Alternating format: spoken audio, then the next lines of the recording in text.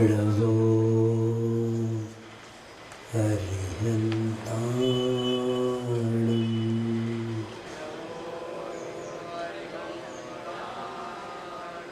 णवो सिद्धाणम्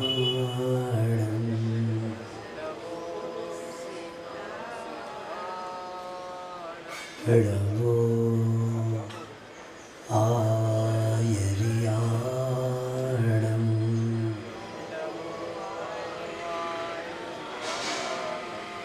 णवो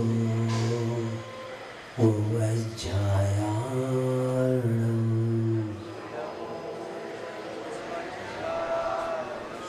णवो लोये संवसापूर्णम्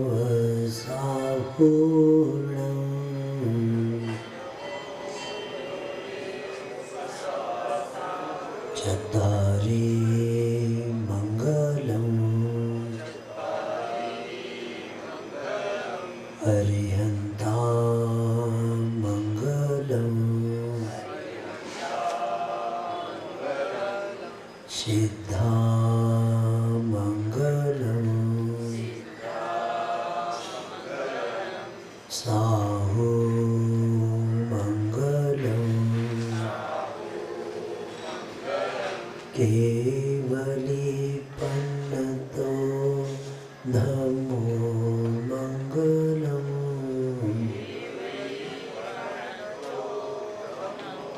चत्वारि लोकोत्तमा अरिहन्ता लोकोत्तमा सिद्धा लोकोत्तमा साहु लोकोत्तमा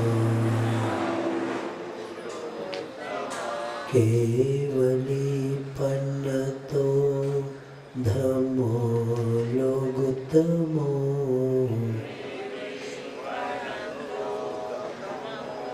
चत्वारि शरणं पवजामि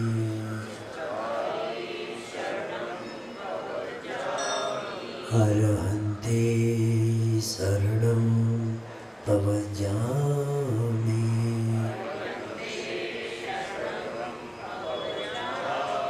सिद्धे शरणं पवजामि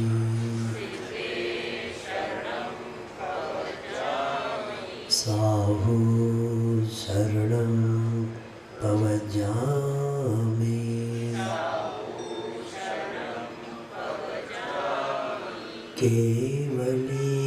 केवलीपन्नतं धम्मं शरणं पवजामि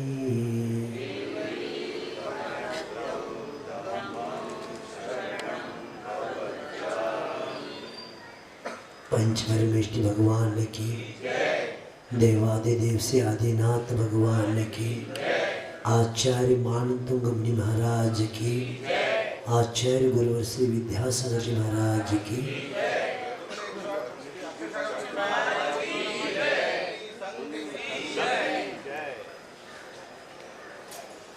आज से हम लोगों को जो हमारे जीवन का लक्ष्य है, उस लक्ष्य को प्राप्त करने के लिए हमें आदर्श को पहला समझना पड़ेगा, क्योंकि उस परमात्मा का परिचय हो जाए और परमात्मा का परिचय होना ही उसके प्रति प्रीति उत्पन्न हो जाना, क्योंकि परिचय के बिना प्रीति उत्पन्न नहीं होती। तो जो हमें बनना है, ऐसे आदर्श परमात्मा का पहला हमें क्या करना पड़ेगा? परिचय प्राप्त करके लेना पड़ेगा। मैं आगे विषय बताता जाता हूँ,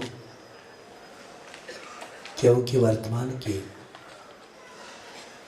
ये संसारी भौतिक चकाचौंध से प्रभावित होते हुए संसार से प्रभावित होना ही संकटों में फंसते जाना,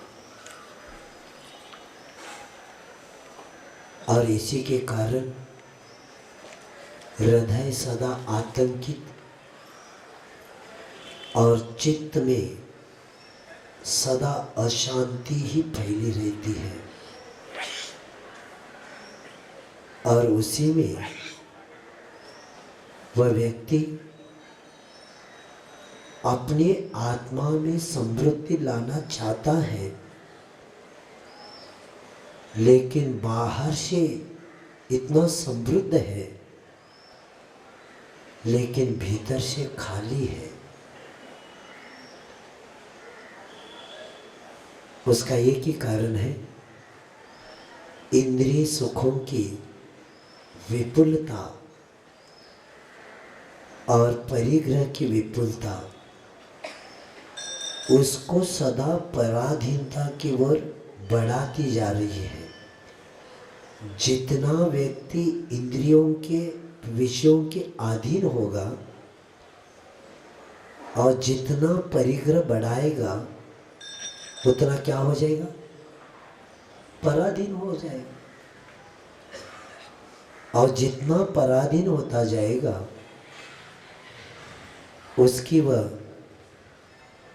पराधीनता बढ़ती जाएगी।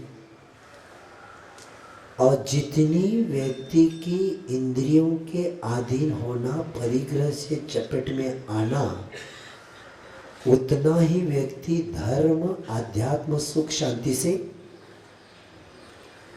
क्या हो जाएगा, दूर होता जाएगा। और इसके कारण दिनों दिन दूर होता जाएगा और उसको थोड़ी सी भी चैन नहीं पड़ सकती। और इसलिए संसारी संघर्षों से त्रस्त और तनावों में ग्रस्त, और इस संघर्ष से त्रस्त होकर, तनाव से ग्रस्त होकर उसका मन सदा अशांति के साथ ही रहता है। और ये जान नहीं पा रहा है कि मैं सदा टेंशन में, सदा संघर्षों में हूँ, मेरा मन है, सदा अशांति है, लेकिन ये नहीं जान पा रहा है ये किसके द्वारा हो रहा है। क्योंकि इस विशाल विश्व पर जब हमारी दृष्टि चली जाती है, प्राय करके सब लोग मानसिक तनाव के होने के कारण किसी न किसी व्याधियों से ग्रस्त है। मानसिक तनाव ही व्याधि का कारण है। तन में रोग कम है, मन में ज़्यादा है तनाव के कारण। और एक नियम है कि पहला मन में बीमारी होती है, रोग पहला मन में होता है, बाद में तन में चला जाता है। इसलिए आयुर्वेद भी कहता है आपको सदा प्रसन्न रहना है, आपको सदा उत्साह के साथ रहना है, और आपको अपने परिणाम, क्योंकि राग द्वेष करना ही रोगों का कारण है। इसीलिए सावधान हो जाएंगे आप लोग कि इस व्याधि से ग्रस्त होने के कारण वह कर्म के चपेट में दिनों दिन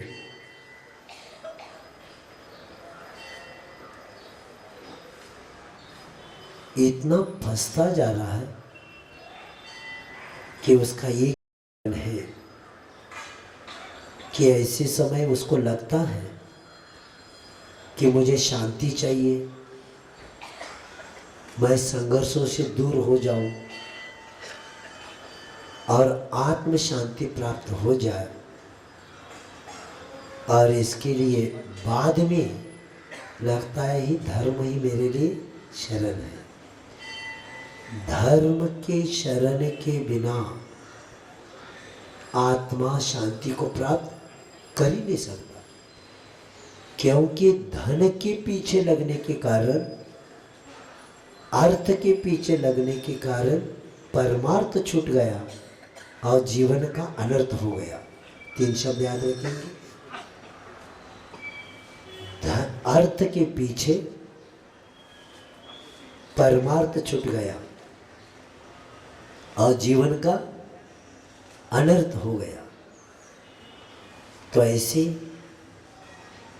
लेकिन धर्म के शरण लेना कार्यकारी है, लेकिन वास्तविक धर्म क्या है मैं बताना चाहता हूं कि आपके जीवन में, कि मैंने कल बताया था, 8-10 दिन में 8 घंटे मुझे देना है, क्योंकि धर्म की चपेट यानी कर्म की चपेट में वास्तविक धर्म को नहीं समझने के कारण संसारी संसार को बढ़ाता जा रहा है। और इसलिए रूढ़ियाँ क्या है इसको भी जानना है, क्योंकि धर्म को समझे बिना हमें जीने की कला नहीं आ सकती। जैन शब्द, जिसको जीने की कला आ गई उसको जैन कहते हैं। जिन्नों उपासक जैन तो है ही, लेकिन जिसको जीने की कला आ गई उसको जैन कहते हैं। क्योंकि मैं विहार करता हूँ, कई अजैन लोग मिलते, वो कहते महाराज जैनों के मोहल्ले में हूँ, इसलिए हम लोगों में जीने की कला आ गई। कितना खर्चा करना, कितना जीवन में उपयोग में लेना, खान पान और रहनीमान, यानी सादा खाना, सादा पीना और सादा पहनना, ये जैन दर्शन में बताया है। क्योंकि आप लोगों की आवश्यकता इतनी बढ़ गई, जिसकी आवश्यकता बढ़ती वो सदा परेशान रहेगा। इसलिए जिस परिवार में देख लेना, सादा खाना, सादा पीना और सादा पहनना, इसी के कारण हमारा जैन धर्म विकसित हुआ है। लेकिन अभी की वर्तमान की पीढ़ी भौतिकता से प्रभावित होकर खाना भी बिगड़ गया, पीना भी बिगड़ गया, पहनना भी बिगड़ गया। इसलिए आवश्यकताएं बढ़ गई और इसलिए पैसे की कमी होने लगी। हमारे परिवार, हमारे पूर्वज, उनके पास जीने की कला थी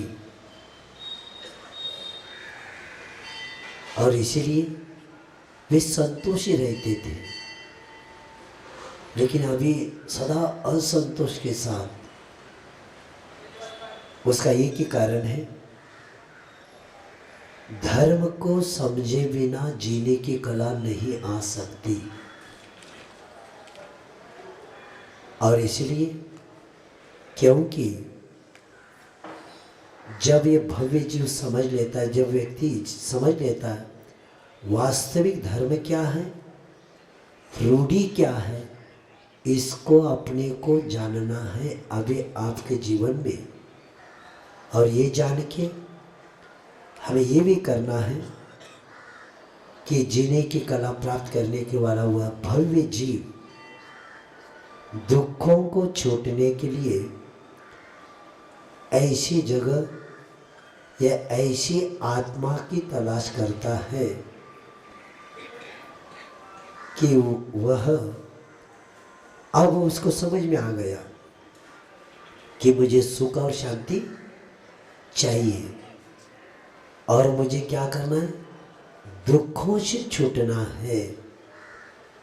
तो दुखों से छूटने के लिए वह व्यक्ति ऐसी आत्मा की तलाश करता है कि ऐसी संसार में आत्मा कौन सी है कि जिसके द्वारा मुझे सुख और शांति प्राप्त हो जाए, और उस ओर अपना ध्यान केंद्रित करता रहता है कि उस दुख नहीं है और दुख के कारण भी राग द्वेष आदि अज्ञानता आदि नहीं है। ऐसे उस तलाश में लगने वाले की उस आत्मा की दृष्टि वीतराग आत्मा पर जाकर स्थिर हो जाती है। संसार में दुख कहाँ नहीं, संसार में राग द्वेष कौन सी आत्मा के पास नहीं, और संसार में अज्ञानता कौन सी आत्मा के पास नहीं। जब वह जीव तलाश करने ढूंढने लग जाता है, खोज करने लग जाता है, और उसकी दृष्टि कहाँ पर जाती है, वीतराग आत्मा पर जाकर स्थिर हो जाती है, और उसकी दुख विमोचन के गुणों में अनुराग करने लग जाता है। और गुणों के प्रति अनुराग करना ही भक्ति। याद रखेंगे, गुणेषु अनुराग भक्ति। भक्ति की व्याख्या क्या है, गुणों के प्रति अनुराग रखना ही भक्ति है। और एक नियम है, जितने गुणों के प्रति अनुराग हो जाएगा आपके दोष निकल जाएंगे। यानी गुणों के प्रति अनुराग रखने वाला वह आत्मा अपने दोषों को निकाल देता है, और उसके कारण जब गुणों में अनुराग करना प्रारंभ होता है, और इसीलिए इसको भक्ति कहते हैं, जिसको हम श्रद्धा, प्रार्थना, स्तुति, विनय, नमस्कार, आराधना आदि से इस सब इसी भक्ति के रूप में मानी गई है। और इसका सही प्रयोजन, उद्देश्य क्या है, ये भक्ति करने का, ये नमस्कार करने का, ये पूजा करने का, ये स्तुति करने का क्या लक्ष्य है, बस कि वे दुख रहित आदि उस गुण भक्त को भी प्राप्त हो जाए। क्या प्राप्त हो जाए, दुख रहित आदि गुण क्या हो जाए, भक्त को प्राप्त हो जाए, और वह भी उन जैसा बन जाए। यही लक्ष्य इस भक्ति का होता है। और इसी बात को लक्ष्य में रखकर आज से भक्तामृत स्तोत्र के ऊपर हमें थोड़ा सा भक्तामृत पाठ नहीं पढ़ना है। भक्तामृत का अर्थ, भाव और अध्यात्म तक अपने को पहुंचना है। सिर्फ शब्द अर्थ नहीं, भाव तक पहुंचना है, क्योंकि जैन धर्म भाव प्रधान धर्म है और भावों के बिना कर्मों की निर्जरा नहीं होती। इसलिए हमने कल कई लोगों को लगा क्या भक्तांवर पढ़ाने वाले, हमने बचपन से पढ़ते हैं। इसलिए हमने कहा था आप जो पढ़ा है, लेकिन एक बार हमसे सुनना।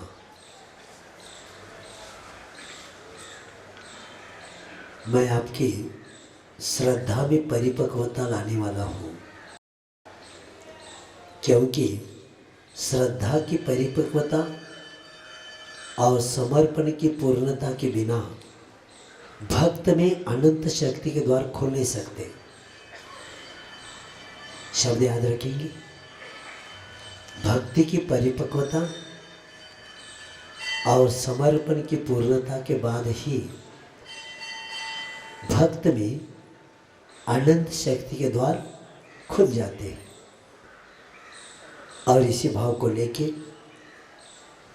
और हमारा ये स्तोत्र पढ़ने का, सुनने का लक्ष्य हमें यही बनना है कि हम भी उन जैसे बन जाए। और इसलिए भक्तामर स्तोत्र एक एक शब्द को समझेंगे। ये इसके लेखक महान आचार्य जिन्होंने, और ये भी याद रखेंगे, ये भक्तामर की स्तोत्र की रचना 7वीं शताब्दी में हुई है और ये भक्तांबर के रचयिता आचार्य मानतुंग, जिन्होंने सैयद उद्गारों से भगवान आदिनाथ तीर्थंकर की ये स्तुति करते समय और ये हम भी पढ़ते समय सबके मन को प्रभावित करने वाली है और पवित्र हृदय को प्रस्फुटित करके ये भावभीनी रचना प्रभु भक्ति से ओतप्रोत है तथा सरलता, गंभीरता एवं पद लालित की छटा से परिपूर्ण है। और वे बेड़ियों से बंधे हुए और कारागार में जिनको डाले गए हैं, ऐसे विद्वान तुम इसी के प्रभाव से स्वयं बंधन से मुक्त हुए तथा इस अतिशय से प्रभावित होकर पक्ष और विपक्ष सभी इस धर्म प्रभावना से प्रभावित होकर धर्म प्रभावना भी हो गई और इससे प्रभावित होकर वे, क्योंकि स्तुति से के प्रभाव से ही लोहे का क्या हो गया, बेड़ियां टूटती गई।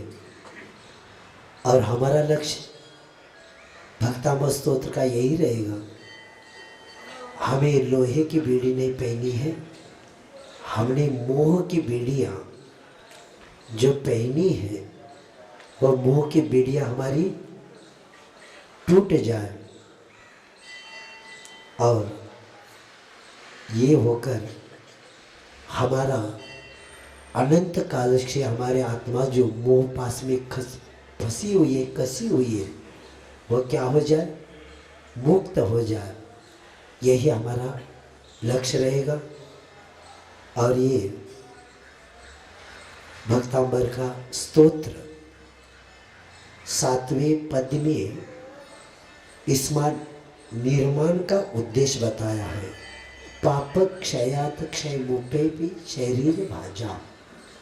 भक्तांबर स्तोत्र की रचना मैंने चमत्कार के लिए नहीं किया, मैंने पाप के क्षय के लिए काम किया है।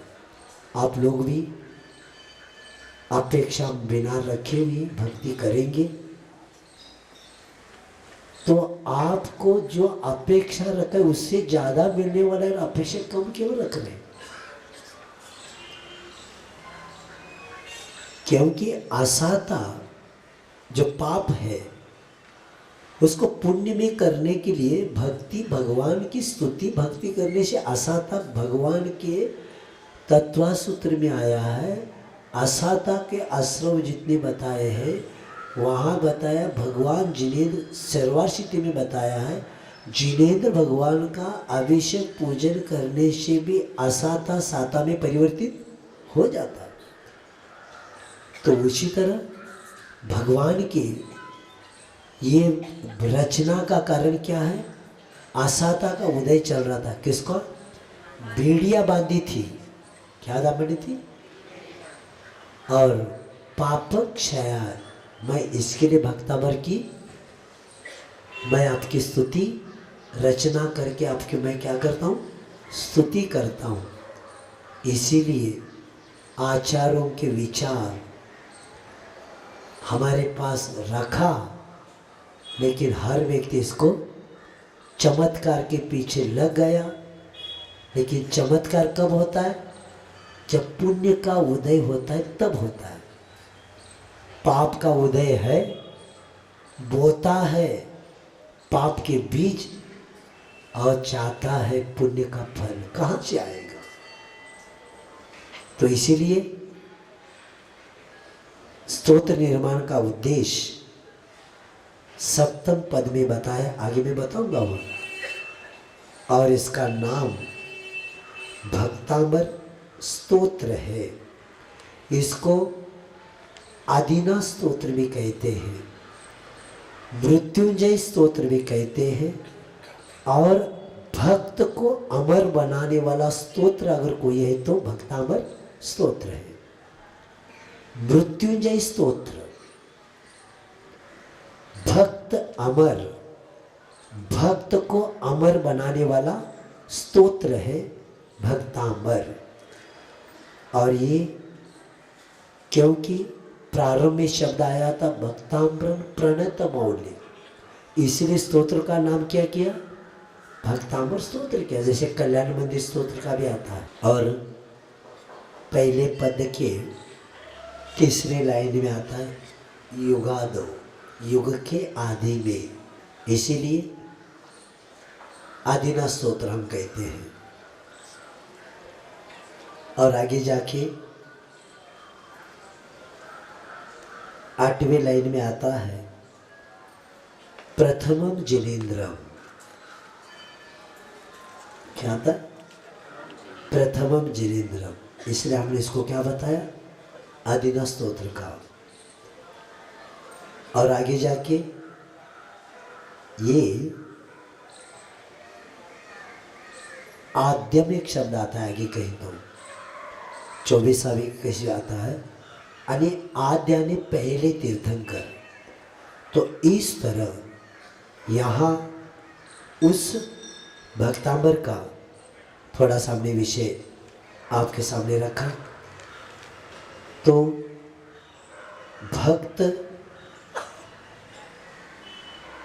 भक्तांबर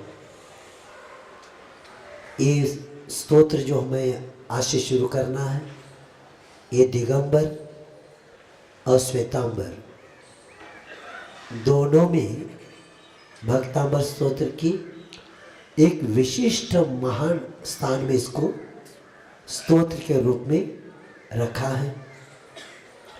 दिगंबर परंपरा में प्रारंभ से ही 48 पद्य मान्य और प्रचलित चल रहा है, लेकिन श्वेतांबर स्थानकवासी एवं श्वेतांबर 13 पंथी में भी प्राय करके वे 48 पद्य ही मान्य हुआ है। केवल श्वेतांबर जो मंदिर मार्गी संप्रदाय है उनमें 44 पाठों की मान्यता है, जिसमें 23, 32 33, 34 और 35 ये पद्यों को छोड़ दिया है,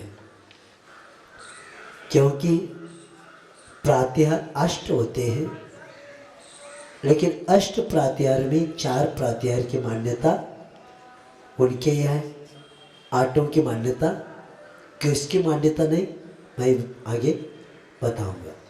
अब भक्त अमर स्तोत्र 3 शब्द को समझेंगे, थोड़ा सावधान हो जाएंगे। भक्ता ने एक भव्य जीव, भक्ता ने क्या करना, एक भव्य जीव अमर,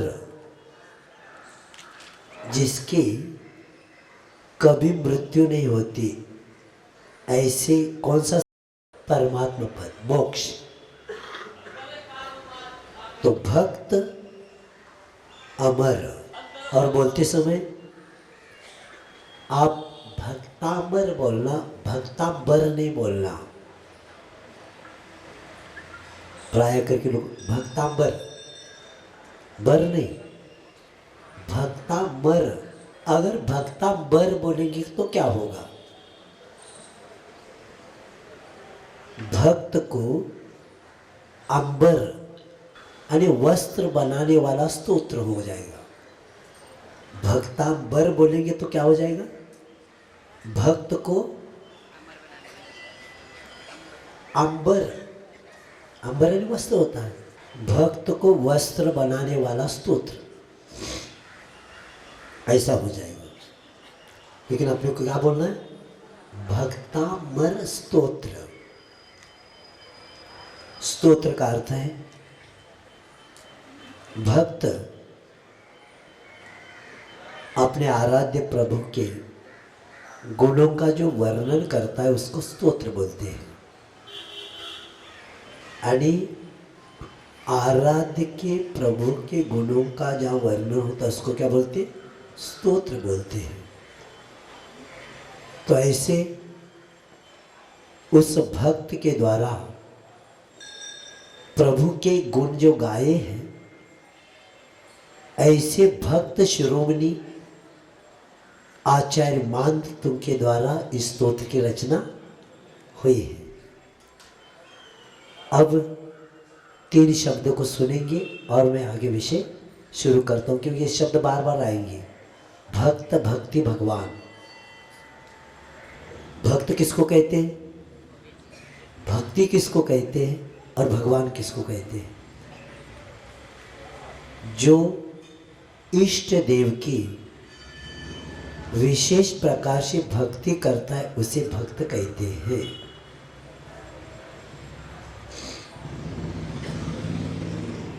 भक्त शब्द को पहले समझेंगे आप लोग।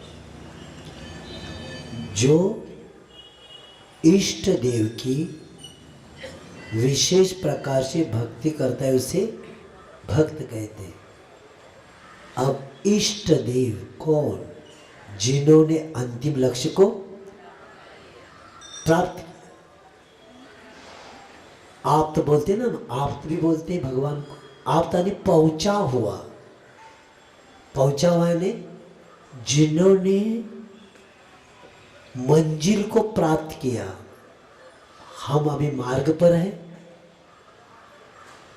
और मंजिल सबका क्या है, हर जीव का मंजिल क्या है, मोक्ष है। तो ऐसे उस परमात्मा जो इष्ट देव की विशेष प्रकार से भक्ति करता है उसको भक्ति कहते हैं। और भक्ति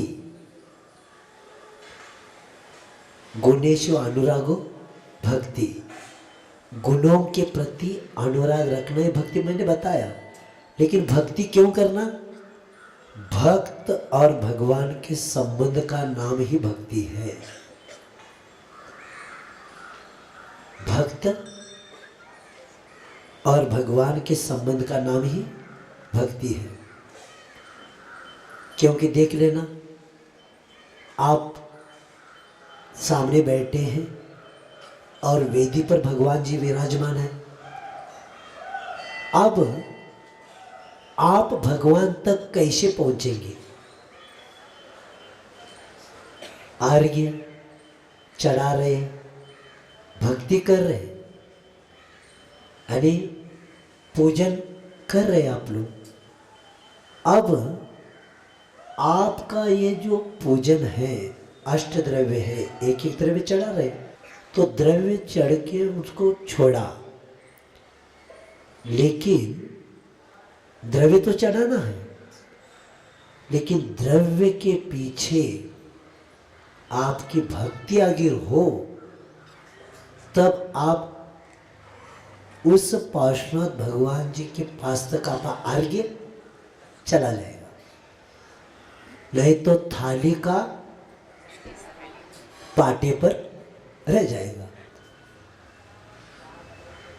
आपने तो अर्घ्य चढ़ाया, लेकिन मेरा प्रश्न है आपको, आपका अर्घ्य भगवान तक पहुंच गया क्या? नहीं।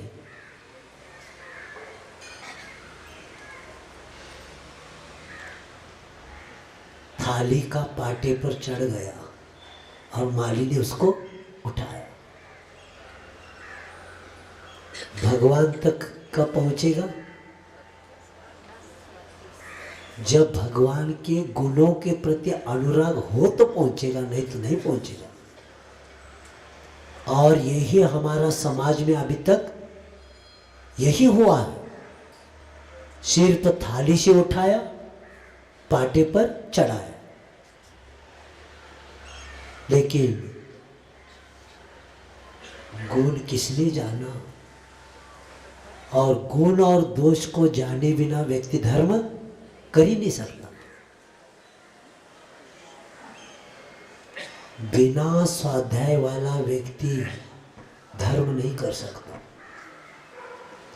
ये रूढ़ियां, ये परंपरा और ये पंथ सबको खा लिया,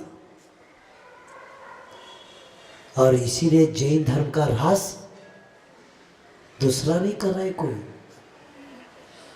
जैन धर्म में जन्मे हुए लोग ही धर्म का ह्रास कर रहे हैं। दूसरों को दोष क्या देना? क्योंकि जैन कुल में हर व्यक्ति जन्म नहीं ले सकता। जिसको आचार्य विद्यासागर जी कहते, कई भवों के पुण्य को बेचने के बाद उच्च कुल मिला है जैन धर्म। और इस कुल में जन्म लेने के लिए हर व्यक्ति का आ ही नहीं सकता। इसलिए जन्म नहीं ले सकता जैन कुल में कि कई भवों के पुण्य जिसके पास होता है वही ऐसे उच्च कुल में जन्म लेता है जिस कुल में 4 पुरुषार्थ होते हैं। क्या होते? उच्च कुल किसको कहते हैं? जिस परिवार में 4 पुरुषार्थ होते हैं। बताइए आप लोग, इसमें से सुबह टिफिन लेकर जाए बिना शाम को खाने को नहीं मिलता, ऐसे कोई है क्या? इसमें है कोई? मेरे सामने आप लोग बैठे हैं, क्या आपकी ऐसी परिस्थिति है क्या कि अभी टिफिन लेके जल्दी जाना है काम को, उसके बिना शाम को मिलने वाला नहीं? ऐसा कोई परिवार जैन धर्म में है ही नहीं, क्योंकि वो पुण्य से आया है। उसको पहला अर्थ पुरुषार्थ नहीं, धर्म पुरुषार्थ करने को कहा, और उसको पहले कहाँ जाने को कहा है? समाज शरण में, जिन मंदिर में जाओ पहला, क्योंकि आपको पुण्य से मिला है तो पुण्यानुबंधी पुण्य हो, पुण्यानुबंधी पाप न हो। जैन कुल में जन्मने वाला व्यक्ति धन कमाने के लिए नहीं जीता, धर्म को बढ़ाने के लिए जीता है। क्योंकि अर्थ काम में नहीं आता, परमार्थ काम में आता है। और ये आचार्य विद्यासागर जी कहते हैं, संसार में नियम है, धर्मात्मा को मांगने की जरूरत नहीं पड़ती। और उदाहरण क्या बताया? वृक्ष के नीचे जाने बाद छाया मांगने की जरूरत ही नहीं आपको। क्योंकि आपको धर्म करना है और सम्यक दर्शन के उसी के अनुसार धर्म करना है आपको। और वही मैं विषय आपके सामने रख रहा हूँ। भक्त और भगवान के संबंध का नाम क्या है? भक्ति है। और गुणेशु अनुरागो भक्ति, ये सर्वार सिद्धि में आचार्य पुष्पर महाराज जी ने इसकी व्याख्या दिया है। और वे उसका अर्थ ये बताया है, अपने आराध्य इष्ट देव के गुणों में जो अनुराग होता है उसे भक्ति कहते हैं। पुष्पाल महाराज जी ने क्या बताया? गुणेशु अनुराग भक्ति। उसका अर्थ क्या बताया? अपने आराध्य इष्ट देव के जो अनुराग होता है उसको क्या कहते हैं? भक्ति कहते हैं। और ये भी इष्ट देव कौन, वो भी पुष्पाल महाराज जी ने बताया, बाद में झंझट हो जाए। इष्ट देव कौन? अर्हत आदि आचार बहुसु प्रवचनेषु भाव विशुद्धि युक्तो अनुरागो भक्ति। अरिहंत आचार्य उपाध्याय जिनवानी और साधु, इनके प्रति क्या होना चाहिए? गुणों के प्रति अनुराग करके विशुद्धि बढ़ना ही भक्ति है। अंतःकरण में क्या होना चाहिए? विशुद्धि बढ़ना चाहिए। और विशुद्धि कब बढ़ेगी मालूम है? श्रद्धानु परमार्थाना। समुद्राचार्य क्या कहते? आप देव के पास, आचार्य परमेष्ठी के पास, उपाध्याय परमेष्ठी के पास, साधु परमेष्ठी के पास, वहां जाने के बाद आपके पास विशुद्धि बढ़ना चाहिए। और ये परमार्थ से संबंधित होना चाहिए। लोग किससे संबंधित होना चाहिए? श्रद्धानु परमार्थाना। संसार की चर्चा करने वाले आचार्य उपाध्याय और साधु नहीं। किसके संबंधित होना चाहिए? साधु जो हमें उनके दर्शन करते ही न चिरम तिष्ठते पापम छिद्रास्ते यथोदकम। उनके दर्शन करने के बाद हमारे पाप क्या होना चाहिए? नष्ट होना चाहिए।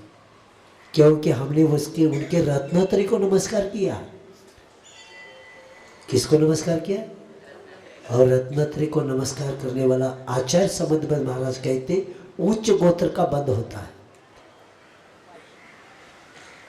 रत्नगर श्रावकाचार्य ने बताया। तो ऐसे अर्हत परमात्मा आचार्य उपाध्याय और बहुज्ञानी संतों और जिनवानी में जो भक्ति के द्वारा जो भावों में विशुद्धता आती है उसी को क्या कहा है? भक्ति कहा है। ये सर्वार सिद्धि में आचार्य महाराज जी ने इसको बताया। अब भक्ति करने से क्या होगा? भक्ति के रस से भक्त मंद कषाय बनता है। देखो, वीतरागता की भक्ति करने वाला भक्त भी क्या बनता है? मंद कषाय बनता है। क्योंकि भगवान में कितने गुण है? अनंत दर्शन, अनंत ज्ञान, अनंत सुख और अनंत वीर। जिनके पास अनंत गुण है उनकी भक्ति करते समय हमारे हृदय में अंतःकरण में इतनी निर्मलता आती है, तीव्र कषायी आत्मा भी क्या बनता है? मंद कषायी बनता है।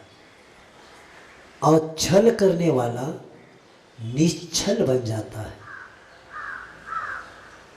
और निष्काम भक्ति से वे अधिक ज्ञानी हो जाता है।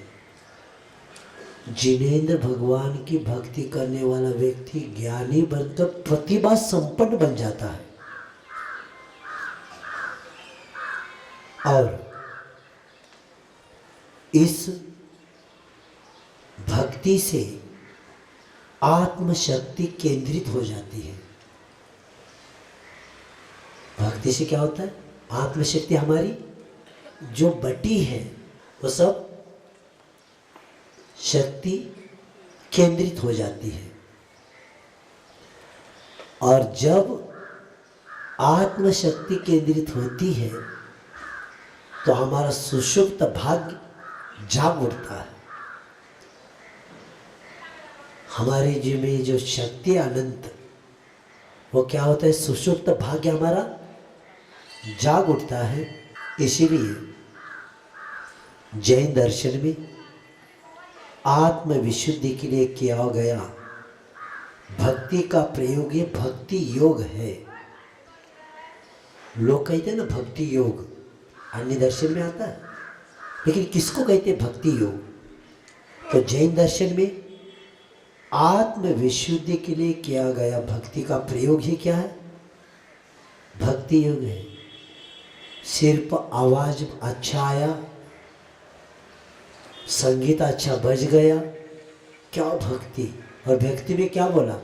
तू ही हमारा बनाए और तू ही बिगाड़े। भक्ति में क्या आ गया? तू ही बनाए तू ही बिगाड़े। और कहते क्या भजन, बहुत अच्छे। ये भक्ति नहीं है। भक्ति किसको कहते हैं? कि भक्ति उसको कहते हैं कि जिस भक्ति से आत्मा की विशुद्धि के लिए होता है।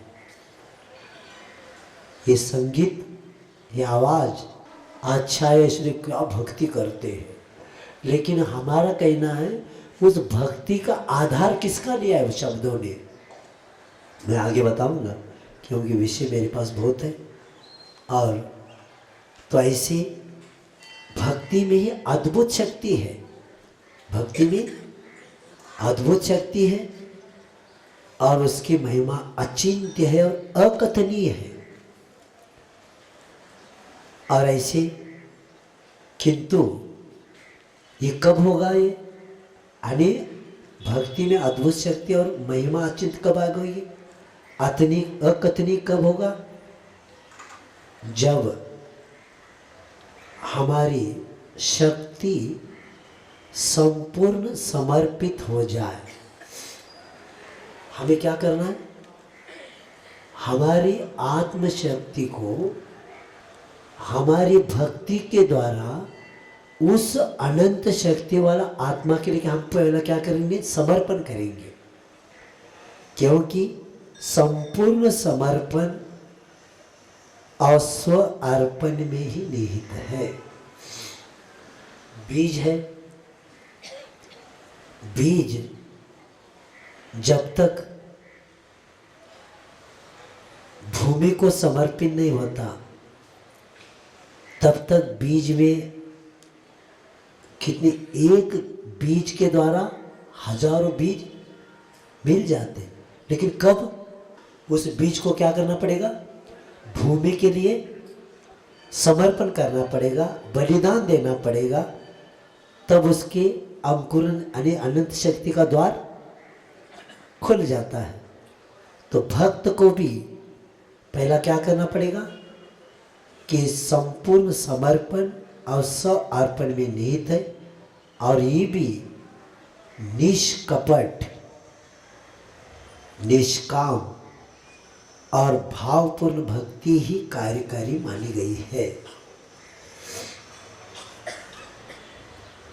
आपने कल्याणमय स्तोत्र पढ़ा होगा। कल्याणमय स्तोत्र में आचार्य कुमुद चंद्र आचार्य कहते हैं कि भगवान, इसके पहले कई भावों में आपका मैंने नाम सुना है और हम भी बचपन से नाम भी उनका सुन रहे, और आपकी पूजा भी हमने कई भाव में की भी होगी, तथा आपका दर्शन भी हमने अभी इस भाव में भी बचपन से हम भी दर्शन भगवान की कर रहे। ये तो सब निश्चित है कि इतने करने के बाद भी मैं दुखों का पात्र क्यों बना। देखो, भगवान का नाम सुना, बचपन से या कई भाव में भगवान के दर्शन पूजन भी किए हैं, तो भी अनंत काल निकल गया, मैं दुख का पात्र क्यों बना।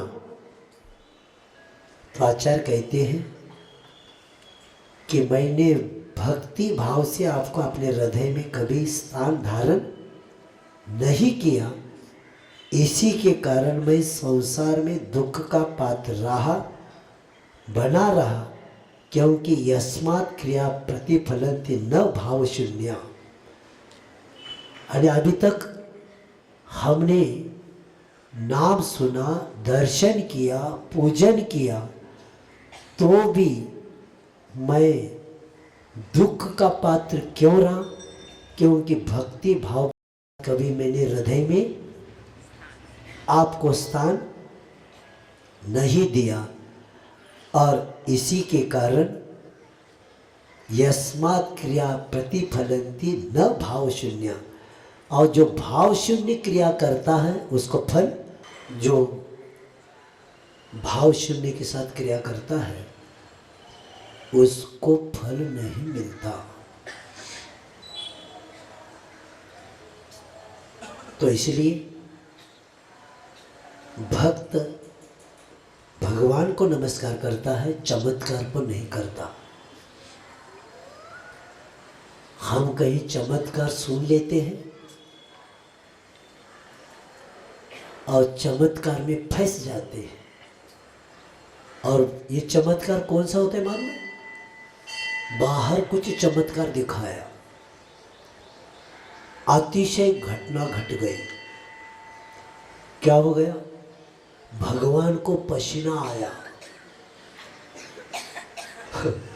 और इधर तो हमारे भगवान क्या है, 18 दोषों से और अपने दोष लाया भगवान के ऊपर। चमत्कार हो गया, घंटी बज गई, भगवान के सामने ऊपर का ये है ना क्या, चवर हिलने लगा, चमत्कार हो गया। अरे सामने का दीपक हिलने से भी वो हिलता है। ये भगवान चमत्कार करते कि देव के द्वारा होता है। हो भी गया, ये किसके द्वारा होता है? देव के द्वारा होता है। किसका अतिशय बताने के लिए? भगवान का बताने के लिए। और ये लोग देखो,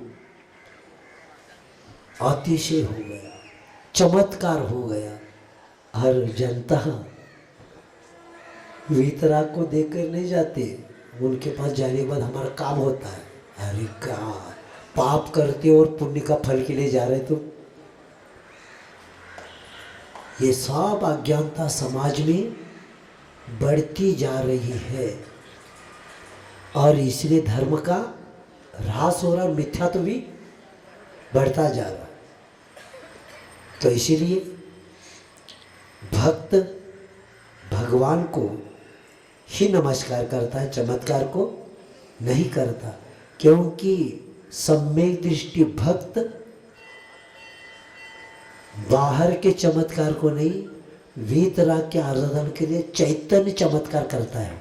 वह आत्मा में चमत्कार करना चाहता है, बाहर का चमत्कार स्वीकारता नहीं। तो ऐसे अब भक्त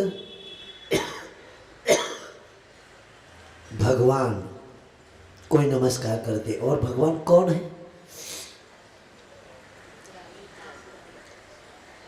आप्तेन छिन्न दोषेन सर्वज्ञ नागमेशिना भव्यतव्य नियोगेन ज्ञापनता याप्तता भवे। क्योंकि मैं इसलिए विषय रख रहा हूँ, भक्त के देव के निर्णय के बिना धर्म का निर्णय नहीं होता। याद रखना, देव के निर्णय के बिना धर्म का निर्णय नहीं होता। ऐसे कैसे महाराज? क्योंकि देव के निर्णय में ही धर्म की जड़ें मजबूत होती। आज का एक ही प्रवचन मेरा आपके कई भाव कम करने वाले हैं। बाकी का 8 दिन प्रवचन देने की जरूरत ही नहीं। जिनेंद्र तो क्या कहते हैं आचार्य, संबंधभद्र आचार्य, जो आगे जाकर शिलालेखों में उल्लेख मिलता है, जो तीर्थंकर बनने वाले हैं, और जो 35 श्रावकाचार्य में सबसे प्राचीन श्रावकाचार्य कौन सा, रत्नकर्ण। उस रत्नकर्ण श्रावकाचार्य में मुझे से हाँ श्रावकाचार्य लगाना था, लेकिन मैंने सोचा पहला भक्तांबर के द्वारा पहला विश्वास हो जाए वीतराग पर, और वीतराग पर विश्वास होना है जैनत्व को प्राप्त करना। क्योंकि लोग कह रहे थे ये वो, हमने कहा नहीं भैया, गोरेगांव में तो भक्तांबर स्तोत्र लगाना पड़ेगा, क्योंकि मुझे जैन बनाना है लोगों को। जैन कुल में से जन्म लेने वाला जैन नहीं होता, वीतराग पर विश्वास करने वाला जैन होता है। और मैं शब्द रख रहा हूँ ना, ये मेरे नहीं है, आचार्य महाराज जी ने एक बार बताया था, वीतराग पर विश्वास ही जैनत्व को प्राप्त करना। लेकिन ये सेंटेंस गुरु महाराज का मैं सिर्फ आपके यहाँ तक पहुँचाने का काम कर रहा हूँ। तो अब इस आपको जैन बनना है तो इस श्लोक को पूरा समझना है। आज को देव का निर्णय के लिए संबंधभद्र महाराज जी का ये देव का लक्षण का ये जो श्लोक है, आप्तेन छिन्न दोषेन सर्वज्ञ नागनेशिना भव्यतव्य नियोगेन न्यान्यता शाप्तता भवेत्। नियोगेन, नियम से, नियम शब्द बताता है 3 लोक में कहीं पर भी नियम रहेगा। देव कौन, आपतेन छिन्न दोषेन, आपता ने देव,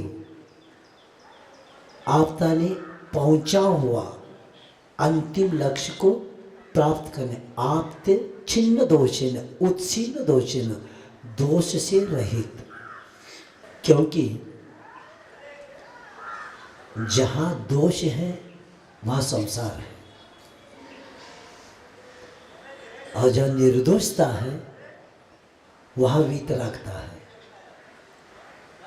जहां दोष है वह सरागी रहेगा, और जहां दोष नहीं वो क्या रहेगा, वीतरागी रहेगा।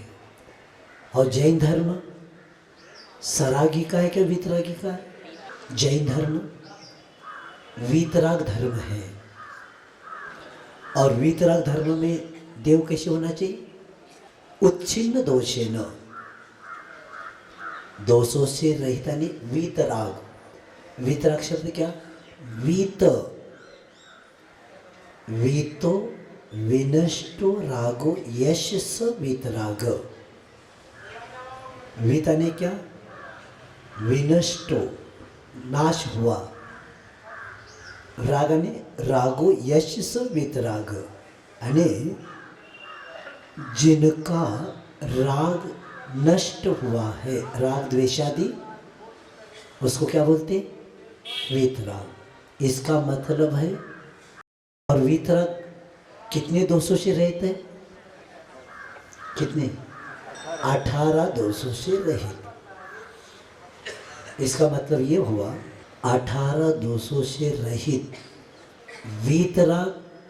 बाद में शब्द कौन सा आया, सर्वज्ञ। जो वीतरागी बनता है वही नियम से सर्वज्ञ बनते हैं।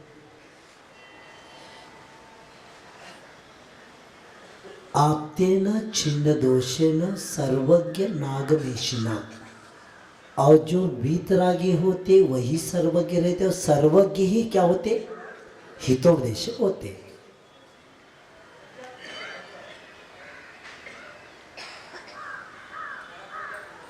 और ये तीन शब्द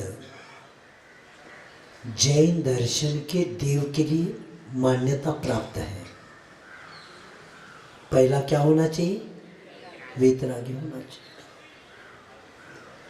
और वीतरागी क्या बनते? सर्वज्ञ और हितोपदेशी।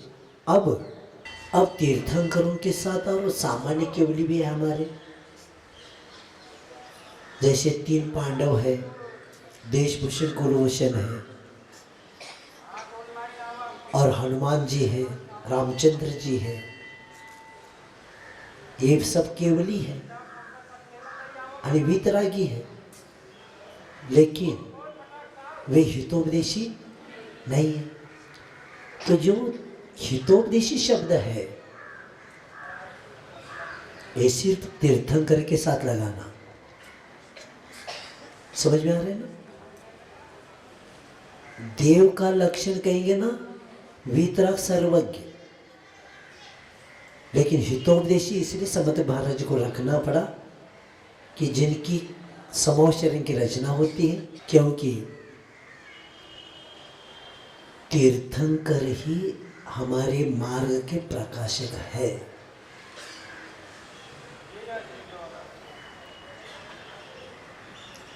अगर आप कहेंगे महाराज दो ऐसा कैसे बता रहे, तो हम प्रश्न करते हैं आपको, तो हमें पहला नमो सिद्धांत बोलना चाहिए था। क्या बोलते हैं? नमो सिद्धांत, बाद में नमो अरिहंत बोलना चाहिए था। तो नमो अरिहंत मिश्री बोला, सिद्ध कैसे बनना ये किसने बताया? अरिहंत ने बताया। और तीर्थंकर ने 4 घाती कर्म का नाश किया। उनका पद कौन सा है? अरिहंत पद है। बाद में तीर्थंकर पद है, लेकिन वो तीर्थंकर को किस में देते हम? अरिहंत में देते। इसीलिए हितोपदेशी सामान्य तीर्थंकर को छोड़ के सबके साथ कौन लगते? 2 शब्द कौन से? वीतराग और सर्वज्ञ। क्योंकि आचार्य महात्मा कहेंगे स्वर्गापवर्ग गम मार्ग निमार्गलिष्ठ, क्योंकि उन्हीं के द्वारा तो मार्ग मिला हमें। तो ऐसे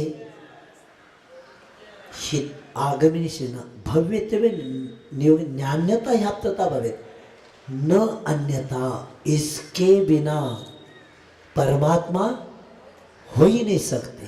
क्या शब्द है देखो, समंत पद महाराज जी ने अंत में श्रद्धा न्यान्यता ह्याप्तता, इसके अलावा भगवान हो ही नहीं सकते। ये डंके की चोट पर समंत महाराज जी ने कहा। और ऐसे महाराज जिन्होंने रत्नकर सावकाचार, मैं अगर सम्यक दर्शन प्रकरण भी लेता था ना तो मैं मेरा काम हो जाता था, लेकिन मैंने सोचा कि भक्तामर में वो भी थोड़ा विषय देते देते मैं विषय पूर्ण करूँगा। तो इस तरह ऐसे भक्तामर स्तोत्र में भक्त, भक्ति और भगवान, और इसमें हर पद में 4-4 पंक्तियां हैं, और 4-4 पंक्ति में 56 अक्षर है, और कुल पंक्तियां 192 हैं। कितने हैं? कुल पंक्तियां 192 हैं, और 4-4 लाइन में 56 अक्षर है। आपके पास मोबाइल है, बाद में देख लेना और मुझे बताना, क्योंकि मैं हिसाब नहीं कर पाया। आप लोग तुरंत होशियार हैं, लोग करके मुझे बताना बाद में। तो अब इसमें विषय का विभाजन भक्तामर में स्तोत्र में कहाँ से कैसे किया? पहले पद में सम्यक प्रणाम किया गया। प्रणाम भी होना चाहिए। कैसे होना चाहिए? सम्यक। वो कैसे, मैं आगे बताऊंगा प्रारंभ करने के बाद। दूसरे में स्तुति की प्रतिज्ञा की गई है। मैं भक्तामर की स्तोत्र की रचना की प्रतिज्ञा दूसरे में किया है। और 3 से लेकर 6 तक असमर्थता, विनम्रता, लघुता और अल्पज्ञता का कथन तीसरे, चौथे, पांचवें और छठवें 4 में किया। कौन कौन सा किया? असमर्थता, विनम्रता, लघुता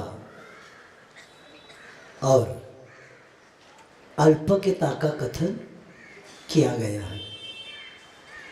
और 7 से लेकर 26 तक आचार्य मानतुम स्तुति का प्रभाव और फल बताते हैं। और 27 से लेकर 37 तक समो शरण के वैभव अष्ट प्रातिहारों का वर्णन किया गया है।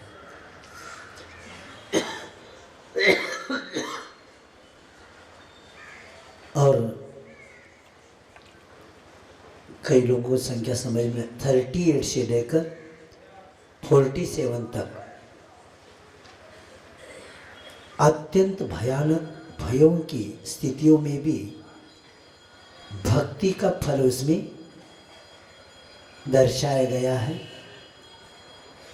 और अंतिम पद्य में इस भक्तामर का जो पाठ हमने किया, उस पाठ होने के बाद